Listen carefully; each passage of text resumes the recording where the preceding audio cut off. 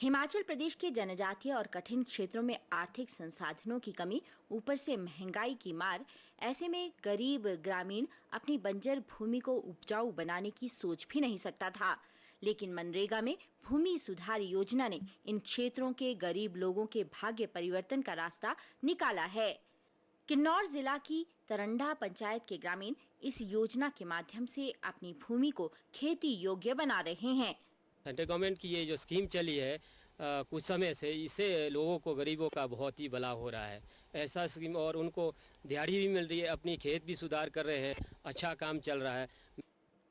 तरंडा पंचायत के चौरा, कफौर और शलानी गांव के ग्रामीण इन दिनों अपनी बंजर भूमि को खेती योग्य बनाने में जुटे हुए हैं। साथ ही भूमि सुधार योजना के तहत पौधरोपण का कार्य भी किया जा रहा है। इन ग्रामीणों का कहना है कि केंद्र सरकार की मनरेगा जैसी योजना से खास करके गरीबों का कल्याण हो रहा है। मनरेगा में काम कर रहे हम लोग, वहाँ मतलब काम खुला है, खेत भी निकाल रहे, बीज रहे भी है, काम भी कर रहे, सारा कुछ चल रहा है काम। पौधे भी लगे हुए, लगा रहे, साथ साथ में गड्ढे भी खोदे, सारा कुछ चल रहे।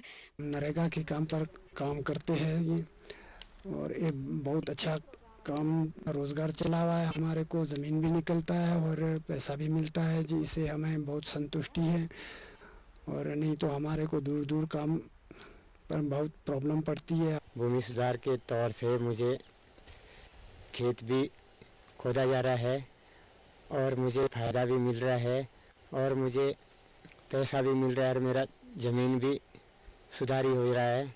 इसमें भूमि का काफ़ी सुधार हो रहा है और इसमें हमें दिहाड़ी भी मिल रही है और जेब खर्चा भी अच्छा हो जाता है। हालांकि भूमि सुधार योजना से ग्रामीणों को रोजगार और खेती योग्य जमीन के रूप में दोहरा लाभ हो रहा है, लेकिन मनरेगा के अंतर्गत कार्य कर रहे इन ग्रामीणों का कहना है कि यदि योजना के अंतर्गत ही उन्हें खेती बाड़ी का ये कार्य करने के लिए औजार मिल पाते तो उनकी दिक्कतें दूर हो जाती।